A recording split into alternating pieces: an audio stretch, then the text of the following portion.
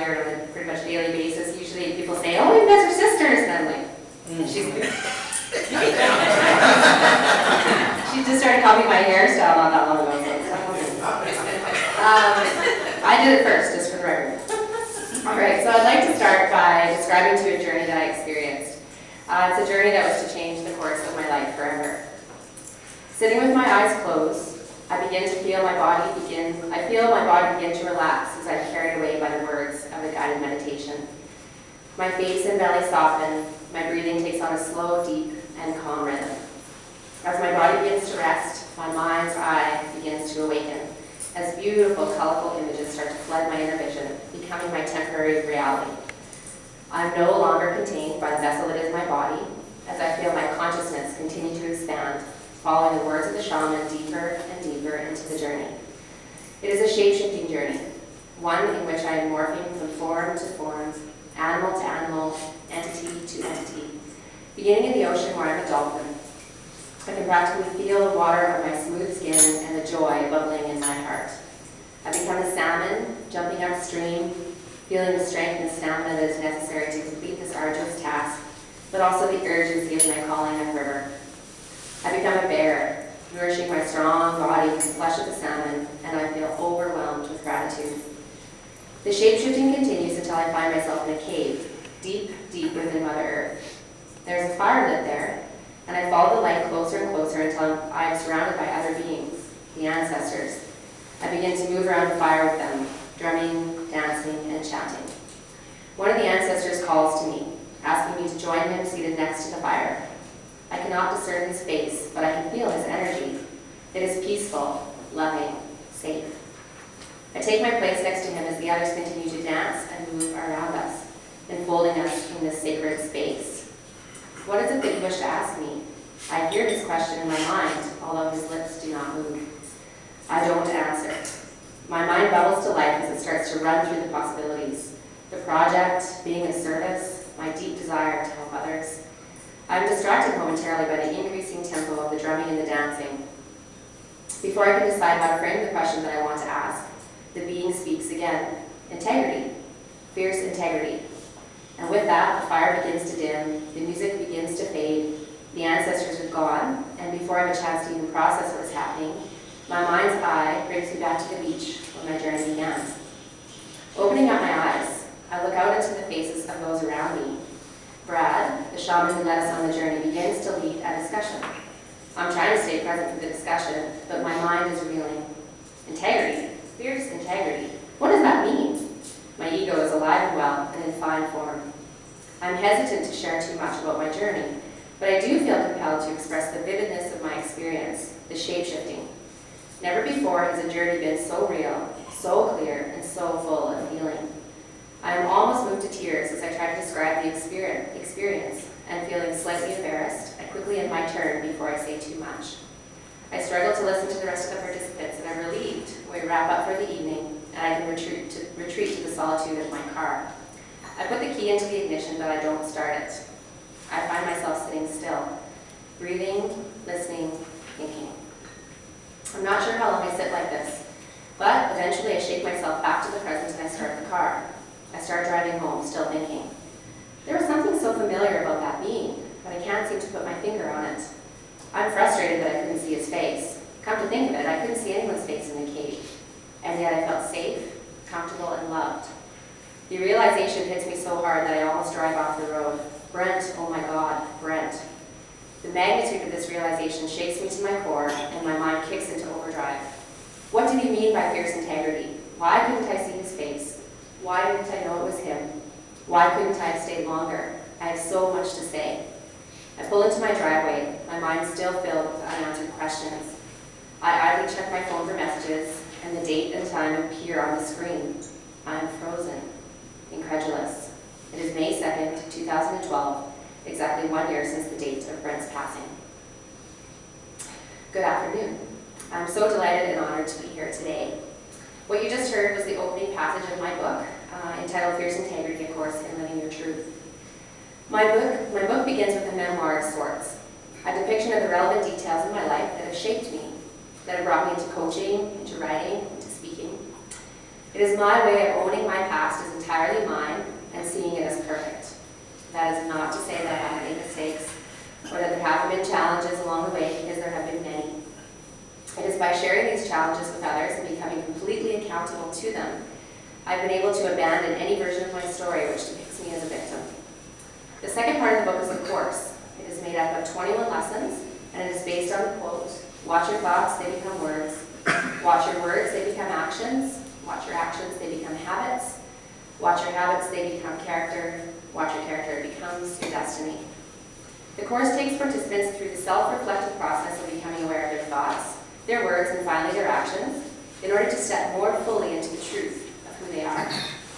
In the short time that we have here today, I want to share with you more of the idea of living from your place of truth, what I have come to know as living with fierce integrity, because it is through this process that I believe a lot of our suffering can be eliminated or even avoided altogether.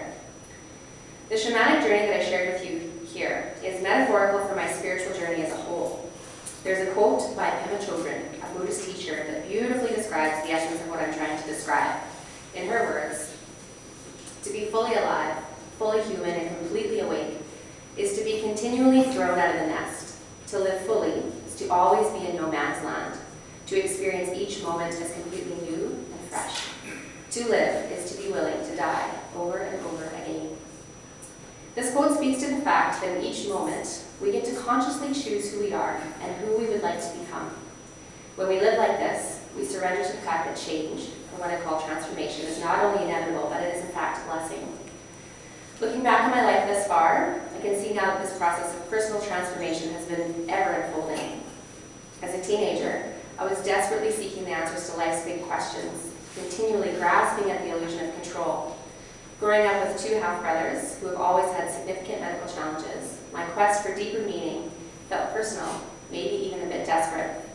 Despite my best efforts, I emerged into adulthood feeling perhaps more lost than ever. As a result, my seeking behaviors only intensified. I took classes and read books on various world religions and spiritual traditions, literally traveling all over the globe searching for answers that continued to elude me. That process went on for 10 years. During that time period, I had a lot of great experiences. My husband Trent and I traveled all over Europe, North America, Southeast Asia, Central America, and part of South America. We learned to rock climb, ice climb, backcountry ski, whitewater paddle. It sounds like a lot of fun, right? Largely it was, and yet I can honestly say that overall I wasn't content. I don't know any other way to describe it than to say I felt like something was missing. It was really unsettling. Finally, in 2008, we decided to slow things down and try for a baby. I love that, slow things down, baby, like they don't go together at all. That's what we thought.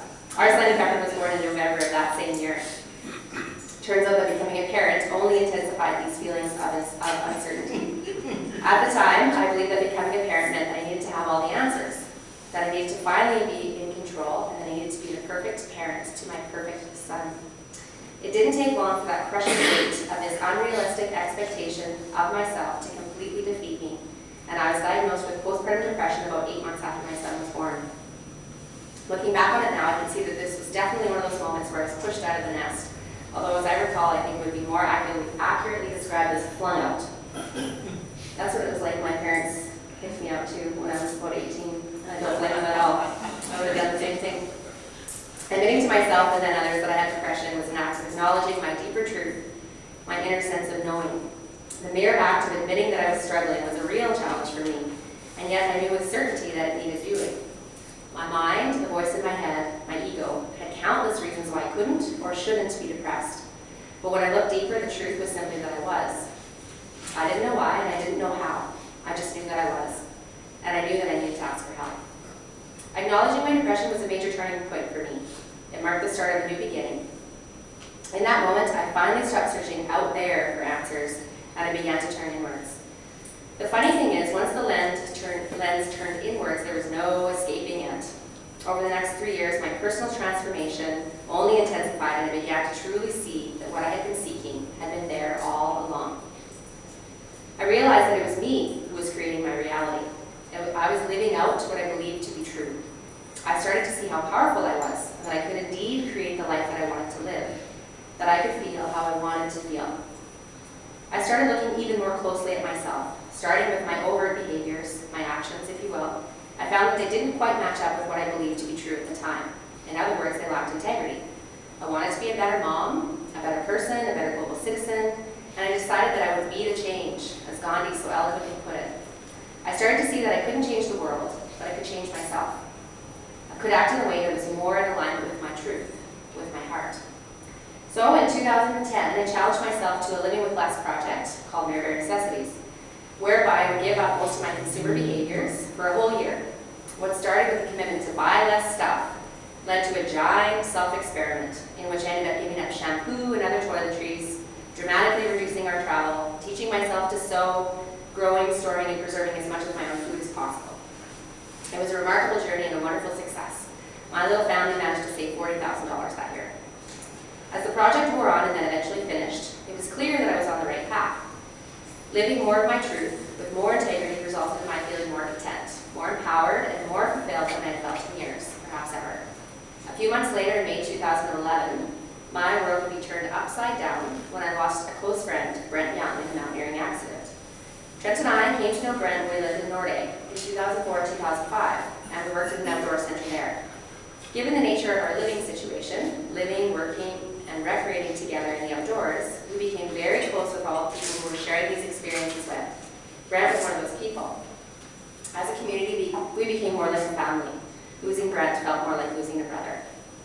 When we gathered as a community to mourn this loss, the overwhelming sentiment amongst all of his friends and family was that Brent lived his life all in. He was authentic. He had integrity. He didn't wear a mask. He was simply Brent. It is my feeling that when Brent passed, he left a standing invitation for all of us who knew him to live our lives in an even more authentic way than we had ever dared to live before. This is what living with fierce integrity is all about. Sure, it is about me finding my way and finding my own truth and living from that place, but it is also about you. It is about the truth of who you are, the truth that lies within the core of your being. I can tell you that until that point in my life, I wasn't living in this way, not fully. I was too afraid to. I was afraid of being judged, afraid of being deemed unworthy, afraid of feeling less than. All of these were my own limiting beliefs about myself, and they aren't true. The truth is, I am Maren, and that is enough. When I learned to step into this truth, to drop the mask, to shine my own light, a lot of my suffering simply fell away. So much of it had been created by the destructive and self-depreciating thoughts in my head. We, here in this room, are part of a community. One of the reasons why I was so honored to accept this invitation to speak here today is because Rotary is a service-based organization that is heavily focused on community, not just locally but globally as well. There are so very many times in my journey when I felt alone, when I felt like I was the only one, when I felt like no one understood me. And when you believe this, it seems true. The world seems dark, scary even, and life seems filled with suffering. What I want you to know is that this isn't true. You aren't alone. You never have been, and you never will be. You are part of something bigger. We all are. You've probably heard the expression, we are one. What this is referring to is that, in fact, we are all connected. Each of us here in this room has had our share of hardships, trying times, and suffering. But each one of us also has some remarkable gifts and talents to share. Lately in my work, I've been calling that our original medicine. We each have original medicine. We each have light to shine. I like to think, I just wrote that. See, I'm still calling it original medicine after all these years. Something that only we have to share with the world. Since that day back in 2011, my life has dramatically changed. I have completely changed career paths, having made the transition into coaching. As a teacher and workshop facilitator, I've had many wonderful opportunities to witness and facilitate truly magnificent personal transformations. Today I can tell you that I'm no longer seeking. I know that all is well. I'm exactly where I need to be doing, I'm exactly where I need to be doing exactly what I need to be doing. I know that life can be hard, but I also know that it can be very joy-filled, especially when I follow my heart, when I live my truth. Living from this place of truth means to be vulnerable, to be seen, to be the you that you have maybe shied away from being. It is so very worth it to share this version of yourself, to no longer try to be something that you are not. So I invite you into the space of fierce integrity, this place of deep knowing, the place where you can fully realize who you are is so much better than who you think you should be. Thank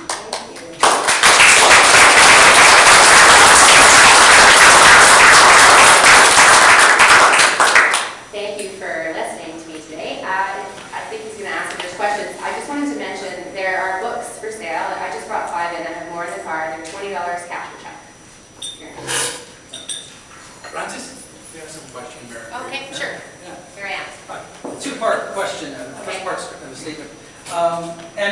I don't know, synergistically or whatever, we're talking about individual people's ideas of what Nirvana is.